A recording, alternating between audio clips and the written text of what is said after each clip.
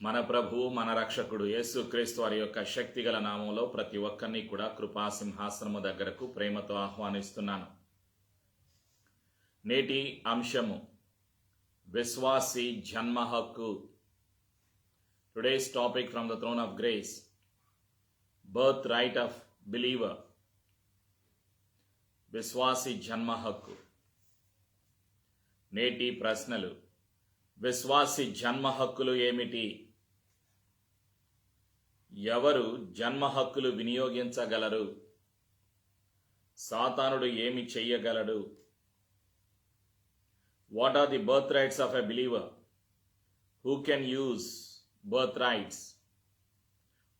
What can Satan do? ఈ ప్రశ్నలకు జవాబులను పరిశుద్ధ గ్రంథము నుండి పరిశుద్ధాత్ముడు మనకి బయలుపరుస్తూ ఉండగా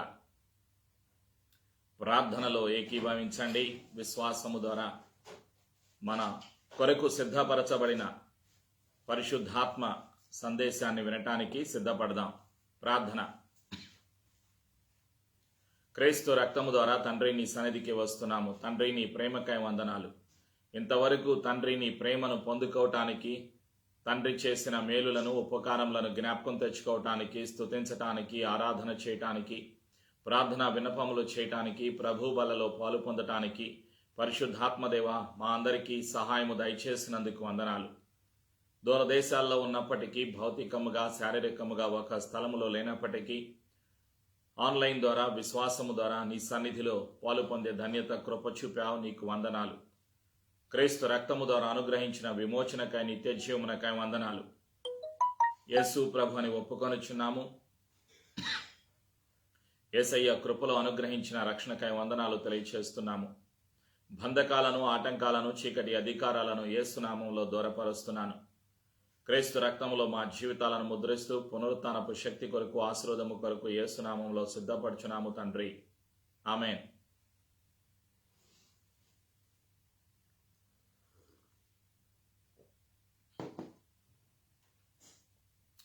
మన ప్రభు అయిన యేసుక్రీస్తు వారి యొక్క శక్తిగల నామములో ప్రతి ఒక్కరిని కూడా ప్రేమతో ఆహ్వానిస్తూ ఉన్నాను. We welcome you all in Jesus' name to hear the word of God from the throne of grace. నేటి వాగ్దానము, today's promise from the throne of grace. ఆదికాండము 26వ అధ్యాయము 24వ వచనం. Promise is found in the book of Genesis chapter 26 verse 24. ఆదికాండము 26:24 వచనం. పరిశుద్ధాత్ముడు గుర్తు చేస్తున్నటువంటి సత్యం.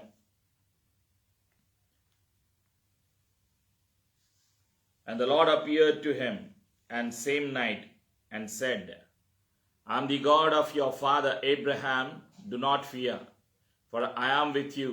I will bless you and multiply your descendants for my servant Abraham's sake. ఆమేన్. పరిశుద్ధాత్ముడు గుర్తు చేస్తున్నటువంటి వాగ్దానం. ఆదికాండము 26వ అధ్యాయం 24వ వచనం. విశ్వాసముతో పలకండి. పరిశుద్ధ గ్రంథము తెరిచి, ఆ రాత్రియే యెహోవా అతనికి ప్రత్యక్షమై, నేను నీ తండ్రి అయిన అబ్రహాము దేవుడను, నేను నీకు తోడైయున్నాను గనుక భయపడకుము. నా దాసుడైన అబ్రహామును బట్టి నిన్ను ఆశీర్వదించి నీ సంతానమును విస్తరింప చేసేదనని చెప్పాను. ఆమేన్. ప్రేమైనటువంటి సంఘమ, కొన్ని వందల వేల సంవత్సరాల క్రిందట మన తండ్రి అయినటువంటి యెహోవా పలికిన మాట, పరిశుద్ధాత్ముడు గుర్తు చేస్తున్నటువంటి సత్యం. ఇస్సాకుకి ఈ వాగ్దానం ఇవ్వబడింది. ఆ రోజు రాత్రి ఇస్సాకుతో దేవుడు సెలవిచ్చినటువంటి మాట, నీ తండ్రి అయిన అబ్రహాము దేవుడను. దేవుడు గుర్తు చేస్తూ ఉంటారు మనకి. ఏమిటి? మనము ఎవరమి, మనము ఎవరి పిల్లలము, మన దేవుడు ఎవరు? మీరు నేను దేవుని పిల్లలము. యేసు ప్రభువునందు విశ్వాసం ఉంచిన ప్రతి ఒక్కరూ కూడా దేవుని పిల్లలు. నీ తండ్రి అయిన అబ్రహాము దేవుడను, నేను నీకు తండ్రినయ్యున్నాను, నేను నీకు తోడయ్యున్నాను, నేను నిన్ను పిలిచియున్నాను అని దేవుడు గుర్తు చేస్తూ ఉన్నారు. భయపడకుము, నా దాసుడైన అబ్రహామును బట్టి నిన్ను ఆశీర్వదించి నీవు భయపడకుండా ఉండాలి. నీవు ఎక్కడ ఉన్నప్పటికీ చుట్టుపక్కల పరిస్థితులు ఎలా ఉన్నప్పటికీ కరోనా 4వ స్థాయికి వచ్చింది అని వార్తలు చెబుతూ ఉన్నాయి. ఇజ్రాయెల్ దేశంలో 2 వారాల నుంచి వాళ్ళు మొత్తం లాక్డౌన్ చేసేశారు 2 వారాలు. కానీ మరి ఎప్పుడు మరలా లాక్డౌన్ తెరుస్తారో తెలీదు. అనేక దేశాల్లో లాక్డౌన్ ప్రారంభించారు. కొన్ని దేశాల్లో 14 దేశాల విమానాలు బంద్ చేశారు, రాకపోకలు ఆపివేశారు.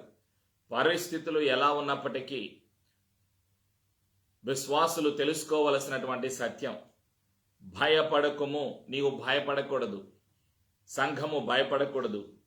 నా దాసుడైన అబ్రహామును బట్టి నిన్ను ఆశీర్వదించి నీ సంతానమును విస్తరింప చేసేదనని చెప్పాను.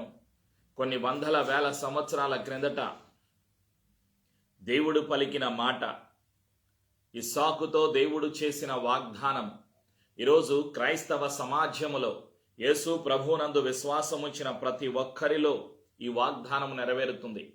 కాబట్టి నీవు భయపడకూడదు, నీవు ధైర్యముగా జీవించాలి. నీవు ఆశీర్వదించబడతావు, నీ సంతానము ఆశీర్వదించబడుతుంది. నీవు ఎక్కడ ఉన్నప్పటికీ యేసయ్య కృప నీకు నాకు తోడుగా ఉంటుంది. నేను నీకు తోడై ఉన్నాను. సంఘములో దేవుని యొక్క తోడు ఉన్నది, సంఘముతో దేవుని తోడు ఉంటుంది. సంఘము అంటే క్రీస్తు శరీరము. సంఘమునకు శిరస్సు ప్రభు అయిన యేసు క్రీస్తు. పరిశుద్ధాత్ముడు సంఘమును నడిపించేటువంటి నాయకుడు, ప్రేమైనటువంటి సంఘమ. కాబట్టి సంఘానికి అధిపతి శిరస్సు అయిన యేసయ్య నీలో నాలో ఉన్నారు. యేసు ప్రభునందు విశ్వాసముంచే ప్రతి ఒక్కరిలో ఈ వాగ్దానము నెరవేరునుగాక. ఆమేన్. నేటి అంశము, విశ్వాసి జన్మ హక్కు, birth right of a believer. ఎవరు జన్మ హక్కులు వినియోగించగలరు? విశ్వాసి జన్మ హక్కులు ఏమిటి? సాతానుడు ఏమి చెయ్యగలడు? ప్రియమైనటువంటి సంఘమ, ఈ ప్రశ్నలకు జవాబులను తెలుసుకోవటానికి మనం పరిశుద్ధాత్మ సహాయాన్ని మనం తీసుకుందాం. పరిశుద్ధాత్ముడు మనకి బయలుపరుస్తూ ఉంటారు. ఏమిటి సత్యం? విశ్వాసి యొక్క జన్మ హక్కు.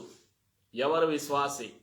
పరిశుద్ధ గ్రంథములో చరిత్రలో మనం చూసినప్పుడు దేవుడు బయలుపరుస్తున్నటువంటి సత్యాలు. గలతీలకు రాసినటువంటి పత్రిక 3వ అధ్యాయము 6 నుండి 9 వచనాలు. Galatians chapter 3 versus 6 to 9. మనం ఈ విషయాలను జ్ఞాపకం తెచ్చుకున్నప్పుడు పరిశుద్ధాత్ముడు కొన్ని విషయాలు మనకి బయలుపరుస్తూ ఉన్నారు. గలతీలకు రాసినటువంటి పత్రిక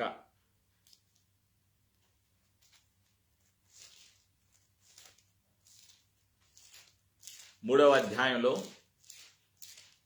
6 నుండి 9 వచనాల్లో రాయబడినటువంటి కొన్ని సత్యాలు. Galatians chapter 3 versus 6 to 9. Abraham దేవుని నమ్మెను, అది అతనికి నీతిగా ఎంచబడెను. కాబట్టి విశ్వాస సంబంధులే అబ్రహాము కుమారులని మీరు తెలుసుకొనుడి. దేవుడు విశ్వాస మూలముగా అన్యజనులను నీతిమంతులుగా తీర్చునని లేఖనము ముందుగా చూచి, నీయందు అన్యజనులందరూ ఆశీర్వదించబడుదురు అని అబ్రహామునకు సువార్తను ముందుగా ప్రకటించెను.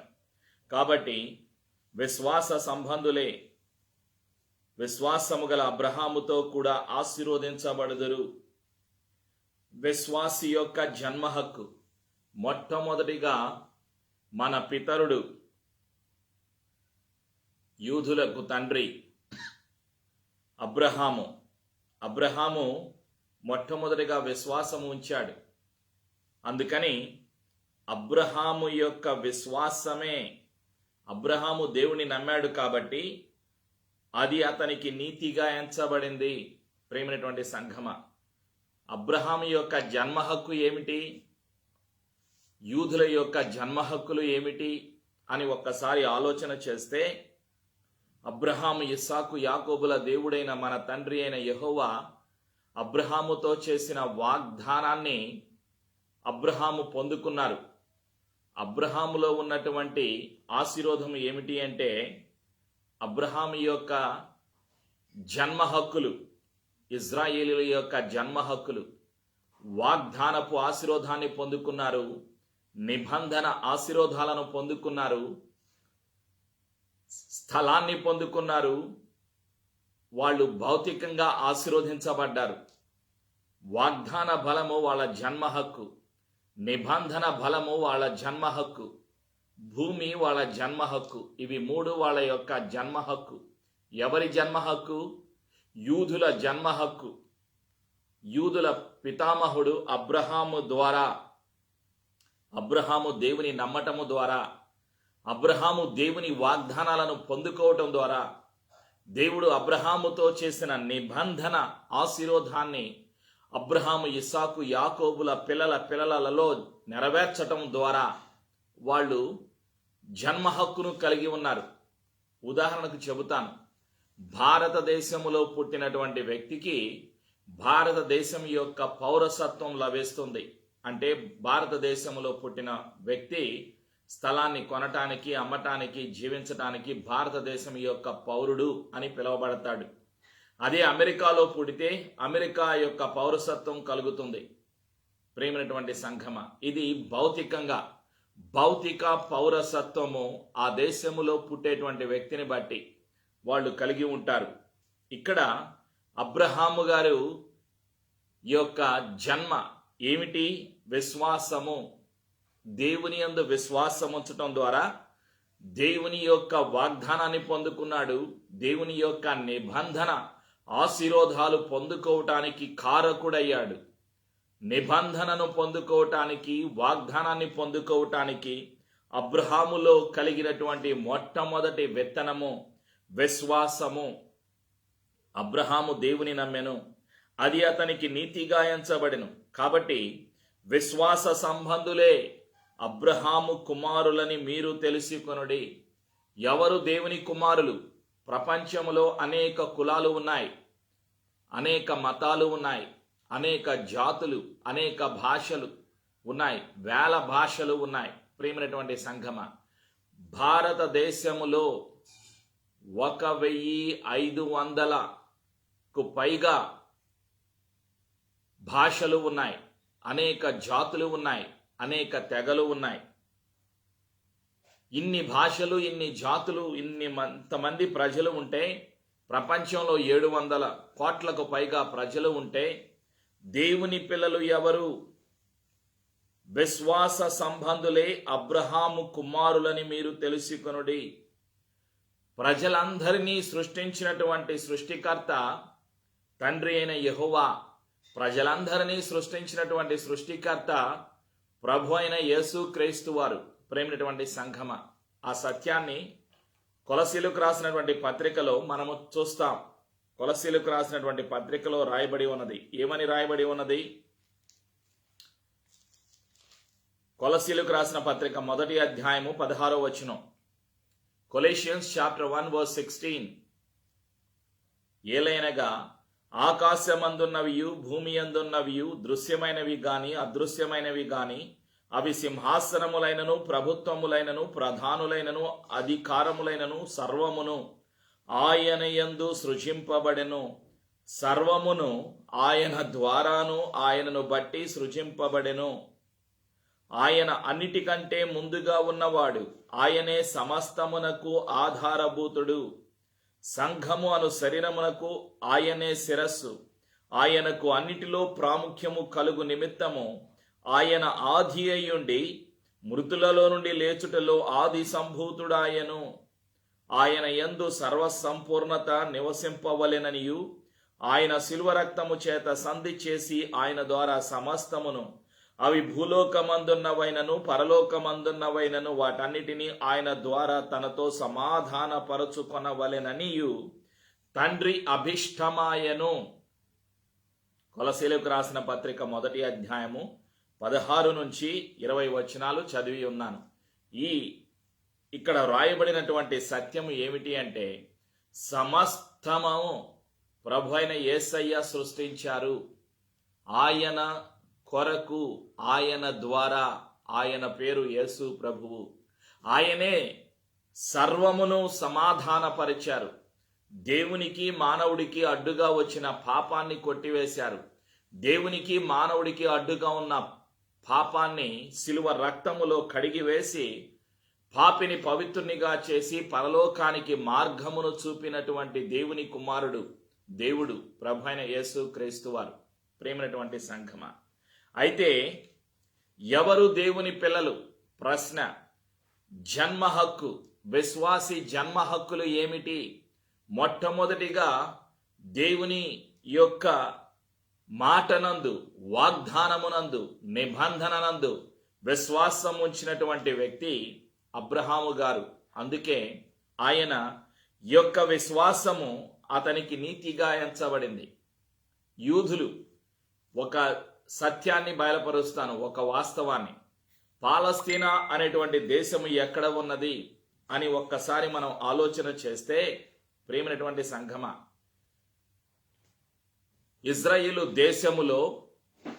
ఇజ్రాయేలు దేశానికి 10 కిలోమీటర్ల దూరములో ఉన్నటువంటి బెత్లెహేము, ఆ బెత్లెహేములో దాదాపుగా 28 నుంచి 30 వేల మంది ప్రజలు నివసిస్తూ ఉన్నారు. నేను ఆ బెత్లెహేము వెళ్ళాను. ఇజ్రాయెల్ దేశం వెళ్ళేంత వరకు అర్థం కాలేదు ఈ పాలస్తీనా దేశము ఎక్కడ ఉన్నది అని ఆలోచన చేస్తే, ఇజ్రాయేలు దేశములో బెత్లెహేమే పాలస్తీనా దేశం. ఆలోచన చేయండి. ఇజ్రాయేలు దేశము బయట ఉండే వాళ్లకు, ఇజ్రాయేలు దేశము వెళ్ళని వారకు అర్థం చేసుకోవటం కొంచెం కష్టంగా ఉంటుంది. అయితే వాస్తవాలు ఏమిటి? ఇజ్రాయేలు దేశం ఎక్కడ? ఇజ్రాయేలు దేశములో పాలస్తీనా దేశము ఉన్నది.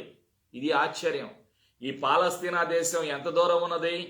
ఇజ్రాయేలు దేశానికి దాదాపుగా 10 కిలోమీటర్ల దూరం, అంటే బెత్లెహేము. మన ప్రభు అయిన యేసుక్రీస్తు వారు జన్మించినటువంటి స్థలము బెత్లెహేము. అదేమిటి? బెత్లెహేము పాలస్తీనా ఆధీనములో ఎందుకు ఉన్నది? కొన్ని వందల సంవత్సరాలు యూదులు అక్కడ నివసించలేదు. యూదులు బానిసలుగా తిరుగుబాటు స్వభావమును బట్టి, పాపమును బట్టి, ఆజ్ఞను అతిక్రమించడం ద్వారా, దేవుని యొక్క చిత్తానికి వ్యతిరేకముగా యూదులు జీవించటము ద్వారా అనేక దేశాలకు బానిసలుగా వాళ్ళు కొనిపోబడ్డారు. అప్పుడు బెత్లెహేము ఖాళీ అయిపోయింది. యూదులు వెళ్ళిపోయిన తర్వాత ఎవరొచ్చారు ఆ బెత్లెహేములోకి? అన్యులు వచ్చారు. అనేక దేశాలకు చెందిన వారు వచ్చి ఆ స్థలాన్ని ఆక్రమించుకొని 1000 సంవత్సరాల నుండి అక్కడ నివసిస్తూ ఉన్నారు. అందుకు వాళ్ళు ఏమంటారంటే, ఈ స్థలము మాది అంటున్నారు. ఇక్కడ మాకు జన్మ హక్కు ఉన్నది, మేము ఇక్కడే పుట్టాము, ఇక్కడే పెరిగాము అంటున్నారు. ఎవరు? బెత్లెహేములో నివసించేటువంటి మహమ్మదీయులు, ముస్లిములు. బెత్లెహేము 8 నుంచి 10 కిలోమీటర్ల దూరంలో ఉన్నది ఇజ్రాయెలు దేశానికి. బెత్లెహేముకు వాటరు, మంచినీళ్లు ఇజ్రాయెలు దేశం వాళ్ళు పంపేస్తారు. కరెంటు, ఎలక్ట్రిసిటీ ఇజ్రాయెలు దేశం వాళ్ళు పంపిస్తారు. బెత్లెహేములో ఇజ్రాయెలు దేశానికి చెందినటువంటి డబ్బే చెల్లిద్ది, ఇజ్రాయెల్ షేకేల్. కానీ బెత్లెహేములో అరబ్బీ భాష మాట్లాడతారు, హెబ్రీ భాష మాట్లాడతారు, ఇంకా అనేక భాషలు మాట్లాడతారు. అక్కడ 4 దేశాలకు చెందినటువంటి కరెన్సీలు చెందుతాయి. ఈజిప్టు దేశానికి చెందిన, జోర్డానుకు చెందిన, తర్వాత ఈ ఇజ్రాయెల్ దేశానికి చెందిన డబ్బులు అక్కడ చెల్లుతాయి, డాలర్లు చెల్లుతాయి. వాళ్ళు వాడుకునేటువంటి నీళ్లు, కరెంటు అన్నీ కూడా ఇజ్రాయెల్ దేశం నుండి వస్తాయి. కానీ ఆ బెత్లెహేము, తర్వాత హెబ్రోను, గాజా, మరికొన్ని ప్రాంతాలు ఇవన్నీ కూడా పాలస్తీనా దేశముగా పిలువబడుతూ ఉన్నాయి. వాళ్ళేమంటారు? మేము ఇక్కడే పుట్టాము, ఇక్కడే పెరిగాము, ఇది మా దేశం అంటారు. ఇది భౌతికంగా. ఏ దేశంలో ఎవరు పుడితే ఆ దేశం యొక్క పౌరసత్వం వస్తుంది. భారతదేశంలో పుట్టిన వారికి భారతదేశ పౌరసత్వం, అమెరికాలో పుట్టిన వారికి అమెరికా పౌరసత్వం వస్తుంది. ఇది భౌతికంగా.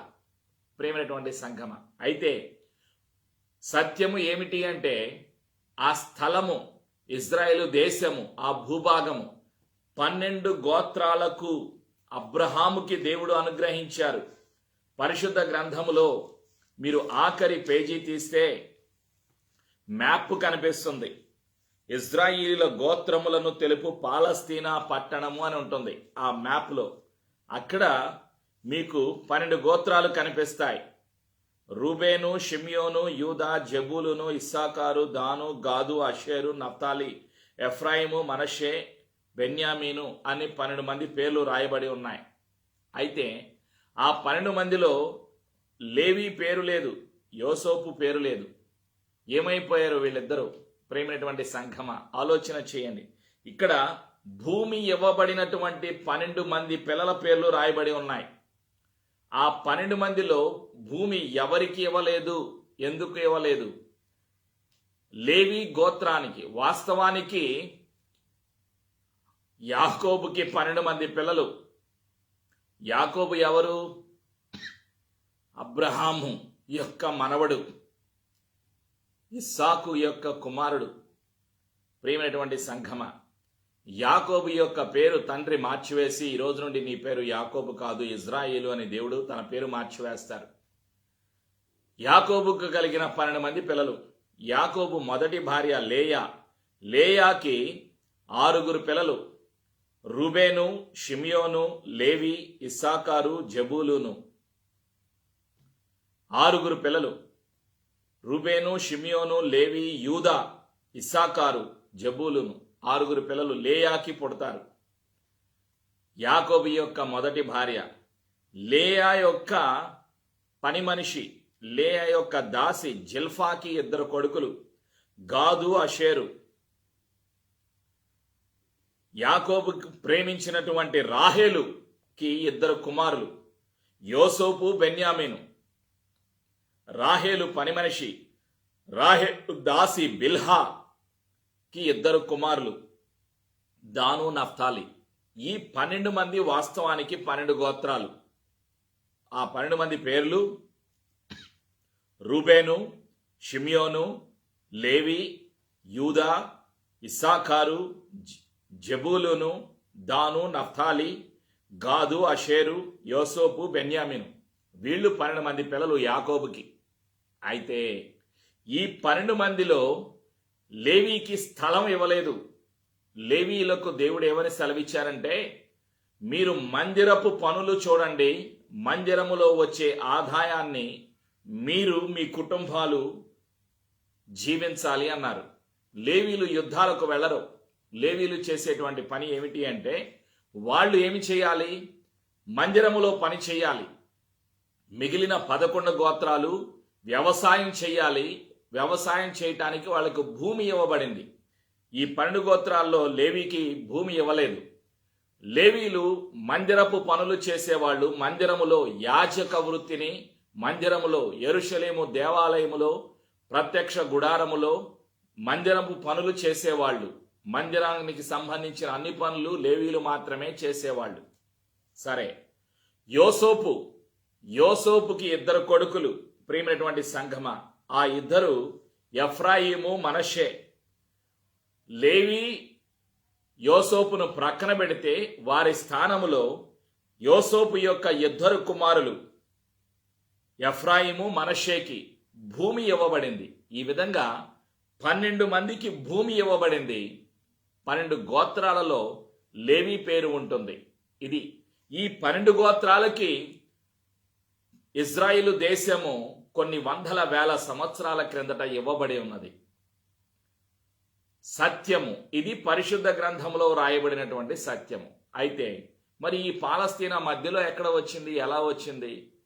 యూదులు ఆ స్థలాన్ని ఖాళీ చేసి వెళ్ళటం ద్వారా ఆ స్థలములో 1000 సంవత్సరాల నుండి మహమ్మదీయులు నివసిస్తున్నారు. కాబట్టి బెత్లెహేములో, హెబ్రోనులో వాళ్ళు ఈ స్థలము మాది అంటున్నారు. శారీరకంగా అది వాళ్ళది, ఆత్మీయంగా ఆ స్థలము యూదులది, 12 గోత్రాల ఇజ్రాయేలులది. ఇది సత్యం. కాబట్టి శారీరకమైన ఆశీర్వాదాలు ఏమిటి, ఆత్మీయ ఆశీర్వాదాలు ఏమిటి, ఈ రెండిటికి ఉన్న తేడాను పరిశుద్ధాత్ముడు మనకి బయలుపరుస్తారు. ఈరోజు దేవుని పిల్లలు ఎవరు? శారీరకంగా ఏ కులమైనా, ఏ దేశమైనా, ఏ జాతి అయినా, మానవుడు ఎవరైనా, మానవులందరినీ సృష్టించింది ప్రభు అయిన యేసు క్రీస్తు వారు. కొలసీలకు రాసిన పత్రిక 1వ అధ్యాయము 16 నుంచి 20 ప్రకారం, యోహాను సువార్త 1వ అధ్యాయము 5 వచనాలు, ఇంకా అనేక విషయాలు, హెబ్రీలకు రాసిన పత్రిక 1వ అధ్యాయంలో 3వ వచనం, మొదటి 3 వచనాలు, ఇలా మనం చూస్తాం. అయితే విశ్వాసులు ఎవరు, దేవుని పిల్లలు ఎవరు అన్న మాటకు అర్థం పరిశుద్ధ గ్రంథము నుండి పరిశుద్ధాత్ముడు బయలుపరిచేటువంటి సత్యాలు. యోహాను సువార్తలో 1వ అధ్యాయంలో 12వ వచనం, తన్ను ఎందరు అంగీకరించిరో వారందరికీ, అనగా తన నామమునందు విశ్వాసముంచిన వారికి దేవుని పిల్లలగుటకు ఆయన అధికారము అనుగ్రహించెను. అధికారము కలిగిన ఆత్మీయ పిల్లలు విశ్వాసము ఉంచిన వారు. విశ్వాసము లేని వారు వాళ్ళు దేవుని పిల్లలు కాదు. దేవుని పిల్లలగుటకు ఆయన అధికారము అనుగ్రహించెను అంటే పరలోకము చేరటానికి, నిత్య జీవము పొందటానికి, రక్షణ పొందటానికి రక్షకుడైన ప్రభు అయిన యేసుక్రీస్తు వారు సిలువలో అనుగ్రహించిన ప్రతి ఆశీర్వాదాన్ని పొందటానికి జన్మ హక్కు విశ్వాసులు పొందుకుంటారు. ఏమిటి జన్మ హక్కులు? విశ్వాసి యొక్క జన్మ హక్కు ఏమిటి? ఎవరు విశ్వాసి? యేసు నా కొరకు ఈ లోకము వచ్చి సిలువలో మరణించి సమాధి చేయబడి తిరిగి లేచిన సజీవుడు అని హృదయములో విశ్వసించేటువంటి వ్యక్తి విశ్వాసి. తన్ను ఎందరు అంగీకరించిరో, ఎవరిని అంగీకరించాలి? యేసు ప్రభుని. చూడండి, ఇప్పుడు క్రిస్మస్ సీజన్లో ఉన్నాం. క్రిస్మస్కి మన గ్రామం ప్రెసిడెంట్ గారు వస్తారు, మన మండలం ఎమ్మెల్యే గారు వస్తారు, మన ప్రాంతం ఎంపీ గారు వస్తారు, ముఖ్యమంత్రి వస్తారు, మంత్రులు వస్తారు. క్రిస్మస్కి వచ్చి మీ దేవుడు అంటే మాకు కూడా ఇష్టమేనండి అని భోజనం ఖర్చు పెట్టుకుంటారు. అది నమ్మకం కాదు. ప్రేమైనటువంటి సంఘమా, ఆలోచన చేయండి. రాజకీయ వ్యక్తులు వస్తారు, సినిమా వాళ్ళు వస్తారు, మంత్రులు వస్తారు, ఎమ్మెల్యేలు ఎంపీలు వస్తారు. క్రిస్మస్ రోజు వచ్చి మీ దేవుడు అంటే మాకు కూడా ఇష్టమే అని బైబిల్ చదువుతారు, ప్రార్థన చెయ్యండి అంటారు, చేతులు కట్టుకుంటారు, స్టేజీల మీద కూర్చుంటారు, భోజనాలకి మిగతా వాటన్నిటికీ స్పాన్సర్లు చేస్తారు, వెళ్ళిపోతారు. ఇది నమ్మకం కాదు. నమ్మకము అంటే ప్రేమైనటువంటి సంఘమా, యేసే మార్గము, యేసే సత్యము, యేసే జీవము, యేసు ప్రభు తప్ప మరొక దేవుడు లేడు అని అంగీకరించుట. అంగీకరించిరో, తన్ను ఎందరు అంగీకరించిరో వారందరికీ, తన నామమునందు విశ్వాసముంచిన వారికి, యేసే సృష్టికర్త, యేసే సజీవుడు, యేసే సకల సృష్టిని సృష్టించిన సృష్టికర్త, యేసు సర్వాధికారి, యేసే దేవుడు, యేసు ప్రభు తప్ప మరొకరు లేరు అని నమ్మటం. రెండవది యేసయ్యను అంగీకరించటం. మూడవది యేసయ్యకు విధేయత చూపించటం. అదే విశ్వాసం. క్రియలు లేని విశ్వాసము వ్యర్థము అని గలతీలకు రాసినటువంటి పత్రికలో పరిశుద్ధాత్ముడు గుర్తు చేస్తూ ఉన్నారు. క్రియలు లేని విశ్వాసము మృతము. ఏమిటి క్రియలు లేని విశ్వాసము అంటే?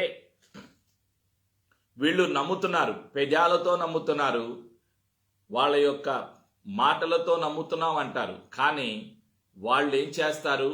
సృష్టిని పూజిస్తారు. ఈ లోకములో ఉన్నటువంటి వాళ్ళు విధేయత చూపించరు. అందుకే యాకోబు పత్రికలో 2వ అధ్యాయంలో ఏమని సెలవిస్తున్నాడు అంటే, క్రియలు లేని విశ్వాసము మృతము అని 2:14 రాయబడి ఉన్నది. నా సహోదరులారా, క్రియలు లేనప్పుడు ఎవడైనను తనకు విశ్వాసము కలదని చెప్పిన యెడల ఏమి ప్రయోజనము? అట్టి విశ్వాసము రక్షింపగలదా? ఆ విశ్వాసం రక్షించదు. నమ్ముతున్నాను అంటాడు, వాక్యానికి విధేయత చూపించడు. మారు మనస్సుతో కూడిన ముచ్చుడు బాప్తిజమము తీసుకోరు, రక్షణను తిరస్కరిస్తారు, పాపాన్ని ఒప్పుకోరు, వదిలిపెట్టరు, విడిచిపెట్టరు, వాక్యానుసారముగా జీవించరు. ఇలాంటి వాళ్ళు విశ్వాసులు కాదు. వాళ్ళు ఎవరితో సమానం అంటే యోహాను రాసిన పత్రికలో రాయబడి ఉన్నది. ప్రియమైనటువంటి సంఘమా, యోహాను రాసినటువంటి మొదటి పత్రిక 3వ అధ్యాయంలో 10వ వచనం, దీనిని బట్టి దేవుని పిల్లలెవరో అపవాది పిల్లలెవరో తేటబడును, నీతిని జరిగించని ప్రతివాడును, తన సహోదరుని ప్రేమింపని ప్రతివాడును దేవుని సంబంధులు కారు. వీళ్ళు దేవుని సంబంధులు కారు. ఎవరు? రాజకీయవేత్తలు, సినిమా వాళ్ళు, వీళ్ళందరూ కూడా వాక్యానికి విధేయత చూపించినటువంటి వాళ్ళు దేవుని సంబంధులు కారు. మరి ఎవరు? దేవుని పిల్లలెవరో అపవాది పిల్లలెవరో తేటబడును. నీతిని జరిగించని ప్రతి వాడును, తన సహోదరుని ప్రేమింపని ప్రతి వాడును దేవుని సంబంధులు కారు. జన్మ హక్కు అంటే ఏమిటి? పరలోకము ఎవరికి? విశ్వాసము ఉంచిన వారికి.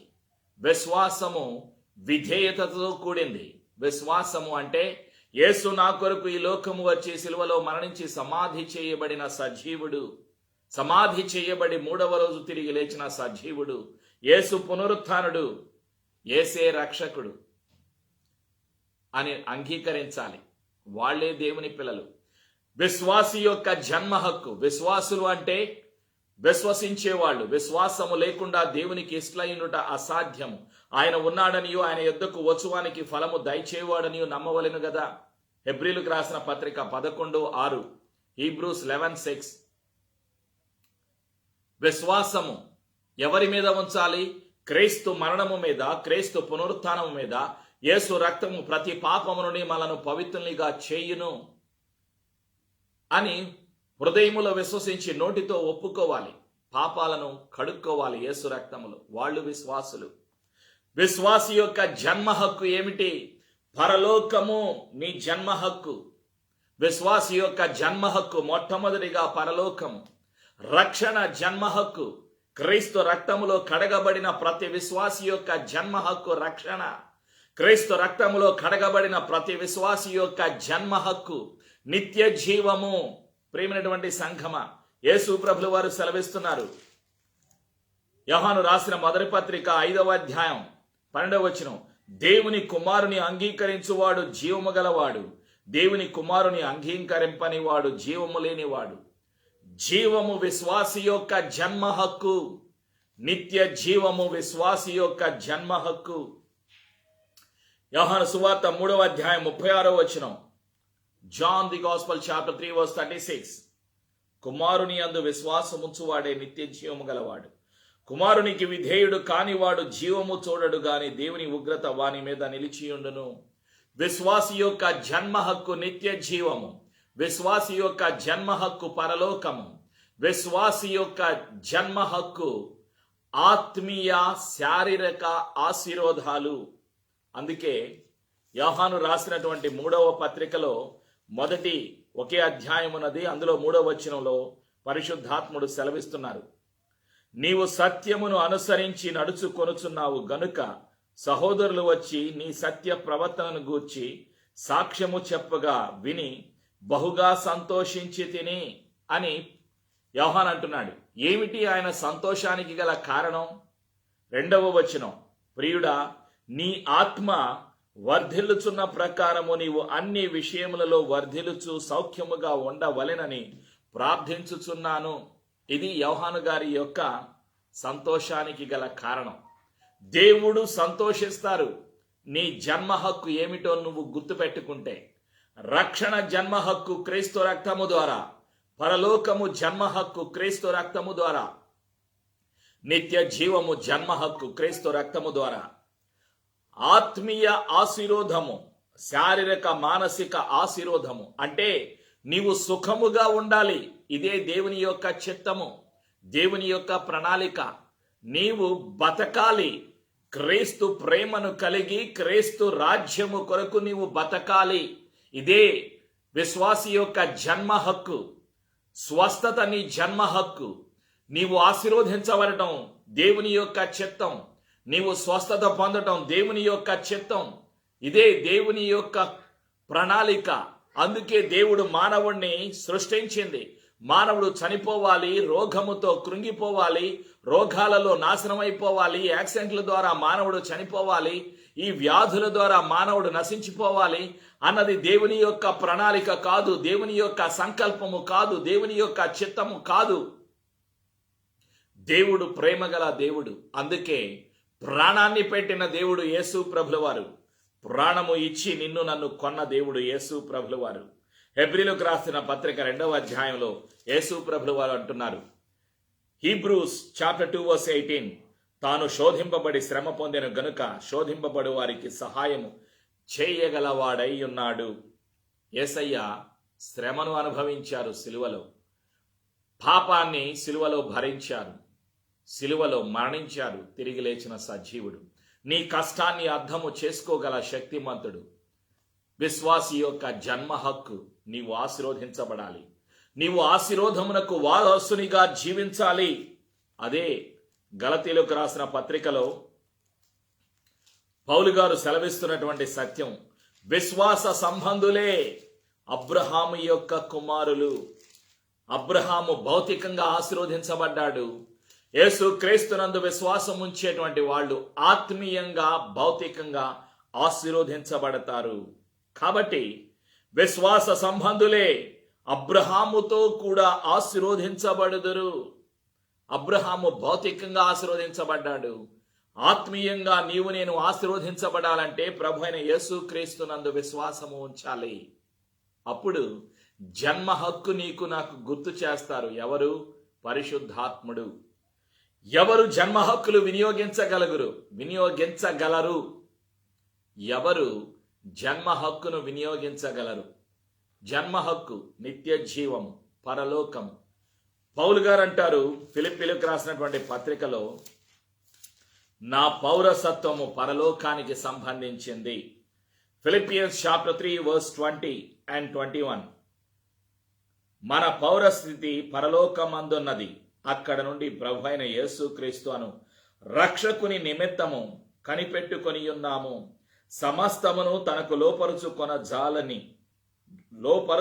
జాలిన శక్తిని బట్టి ఆయన మన దిన శరీరమును తన మహిమగల శరీరమునకు సమరూపము గల దానిగా మార్చును.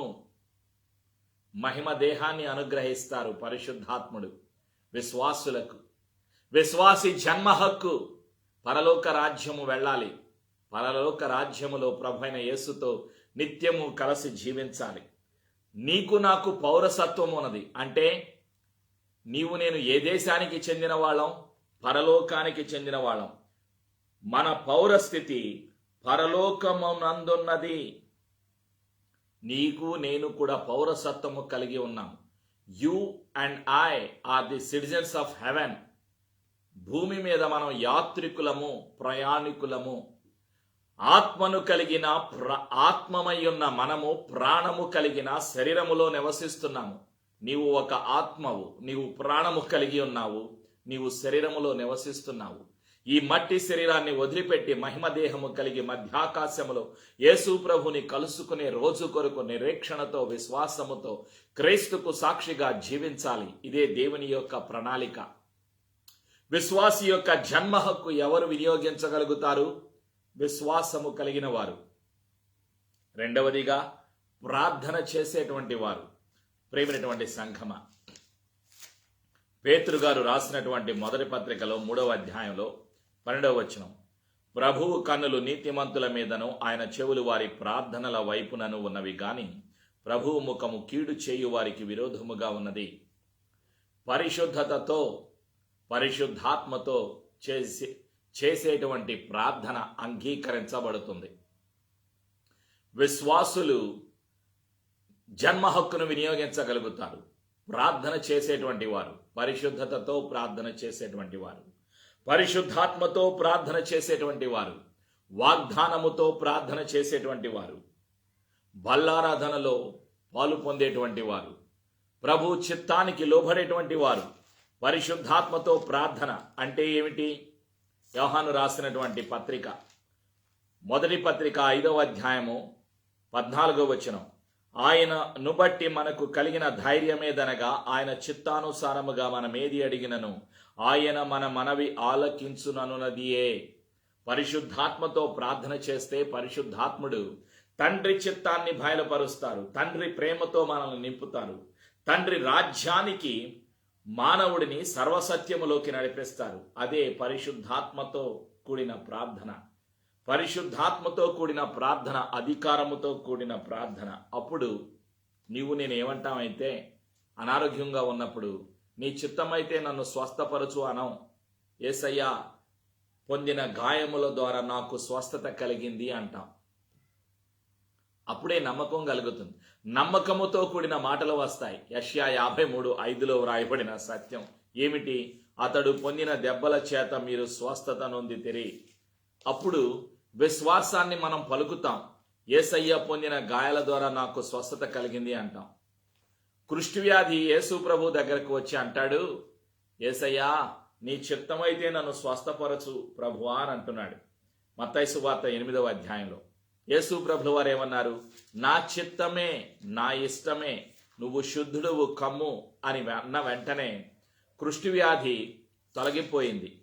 అప్పుడు యేసయ్య అన్నారు, అందుకు ఆయన చెయ్యి చాపి వాని ముట్టి నాకిష్టమే, నీవు శుద్ధుడవు కమ్మని చెప్పగా తక్షణమే వాని కుష్ఠరోగము శుద్ధి ఆయను. అప్పుడు యేసు, ఎవరితోనూ ఏమీ చెప్పక సుమి, కాని నీవు వెళ్ళి వారికి సాక్ష్యార్థమై నీ దేహమును యాజకును కనుపరుచుకొని మోషే నియమించిన కానుకను సమర్పించమని వానితో చెప్పెను. మత్తయి సువార్త 8వ అధ్యాయము మొదటి 4 వచనాలు. స్వస్థత దేవుని చిత్తం. స్వస్థత విశ్వాసి యొక్క జన్మ హక్కు. జీవము విశ్వాసి జన్మ హక్కు. అనారోగ్యముతో ఉన్న వాళ్ళు ఏమని చెప్పాలి? నేను చావను, నేను బతుకుతాను అని చెప్పాలి. కీర్తన గ్రంథము 118, ఏ రోగము వచ్చినా, ఎలాంటి బలహీనతలో ఉన్నా, డాక్టర్లు చెప్పినా సరే, నువ్వు చచ్చిపోతావు అని చెప్పినా సరే, డాక్టర్ల మాట నమ్మకూడదు. ఎవరి మాట నమ్మాలి? యేసయ్య మాట నమ్మాలి. 118వ కీర్తన 17వ వచనం అందరూ చెప్పండి. నేను చావను, సజీవుడనై యెహోవా క్రియలు వివరించేదను. నేను బతుకుతాను, క్రీస్తు ప్రేమను ప్రకటిస్తాను, యేసు పునరుత్థానుడు అని సాక్ష్యము చెబుతాను. అదే విశ్వాసం. డాక్టర్లు చెప్పారుగా, డాక్టర్లు ప్రాణం ఇవ్వరు, మందులు ఇస్తారు. ప్రాణాన్ని ఇచ్చేది దేవుడు, జీవాధిపతి యేసు ప్రభు. యేసయ్య మరణించి తిరిగి లేచిన సజీవుడు. యేసయ్య సర్వాధికారి.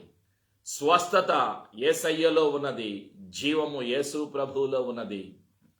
మానవుడు జీవాన్ని పొందాలి అంటే విశ్వాసము యేసు ప్రభునందు కలిగి ప్రార్థన చేయాలి. పరిశుద్ధాత్మతో, వాగ్దానముతో, పరిశుద్ధాత్మతో ప్రార్థన చేయాలి. అదే నేను చావను, సజీవుడనై యెహోవా క్రియలు వివరించేదను. అనారోగ్యముతో ఉన్నవారు చెప్పాలి, డాక్టర్ల మాట నమ్మకూడదు, యేసయ్య మాట నమ్మాలి, వాక్యము మాట నమ్మాలి. ఇక్కడే నీ నమ్మకాన్ని నువ్వు బయలుపరచాలి. ఎవరు నమ్ముతున్నారు? కొందరు నమ్ముతున్నారు. ఎవరిని? ధనాన్ని నమ్ముతున్నారు. ప్రియమైనటువంటి సంఘమా, కొందరు మనుషులను నమ్ముతున్నారు. అందుకే పరిశుద్ధ గ్రంథంలో రాయబడినటువంటి కొన్ని సత్యాలు, ఏమిటి ఆ సత్యాలు అని మనం జ్ఞాపకం తెచ్చుకుంటే పరిశుద్ధాత్ముడు గుర్తు చేస్తూ ఉన్నారు.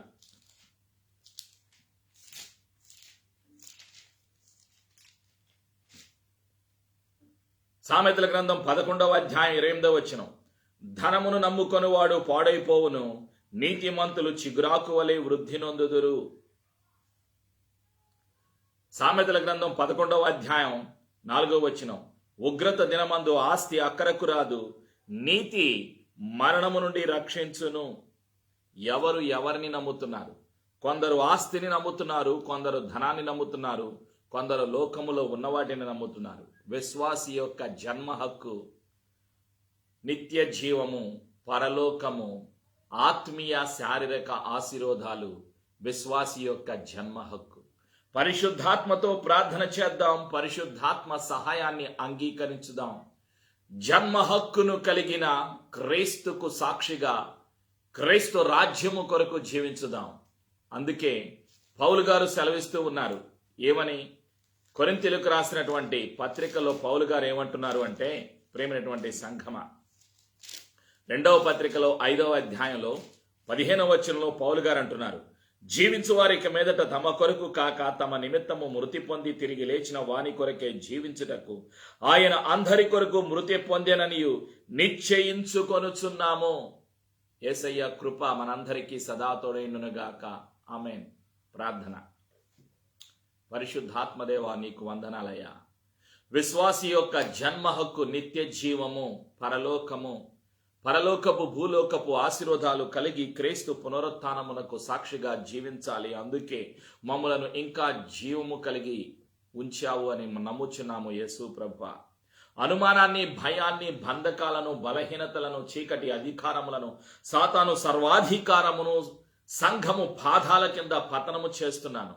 నెగిటివ్ కన్ఫెషన్స్ని, వాక్యమునకు విరోధమైన మాటలను, అవిశ్వాసమును, అనుమానమును, బలహీనపరచు దురాత్మల అధికారాన్ని, దయ్యపు అధికారాలను, చేతబడి శక్తులను, సాతాను సర్వాధికారమును యేసు నామములో పతనం చేస్తున్నాను. యేసయ్య పొందిన గాయముల ద్వారా స్వస్థత కలిగింది అని ప్రకటిస్తున్నాను. నీవు జీవిస్తావు అని ప్రకటిస్తున్నాను. యేసు ప్రభువా, నీవు సెలవిచ్చావు. యేసయ్య పొందిన గాయముల ద్వారా స్వస్థత కలిగింది అని నమ్ముచున్నాము. జీవము యేసయ్యలో ఉన్నది అని నమ్ముచున్నాము. క్రీస్తు రక్తము ద్వారా విడుదలను, విమోచనను అనుగ్రహించినందుకు వందనాలు. యేసు ప్రభుని ఒప్పుకొనుచున్నాము. అనేక సార్లు అనుమానించాము, నేను పాపిని, నన్ను క్షమించు. యేసయ్య, నీ రాజ్యమునకు, పరలోకానికి, పరలోకపు పౌరసత్వము మాకు అనుగ్రహించి, పరలోకము అనుగ్రహించినందుకు వందనాలు. నిత్య జీవము అనుగ్రహించినందుకు వందనాలు. యేసు ప్రభు అని ప్రకటిస్తాను. యేసు ప్రభు అని నమ్ముచున్నాను. ఈ సమర్పణ ప్రార్థన యేసు నామములో చేసి ధైర్యమును, సమాధానమును, స్వస్థతను, జీవమును యేసు నామములో పొందుకొనుచున్నాను తండ్రి. ఆమేన్.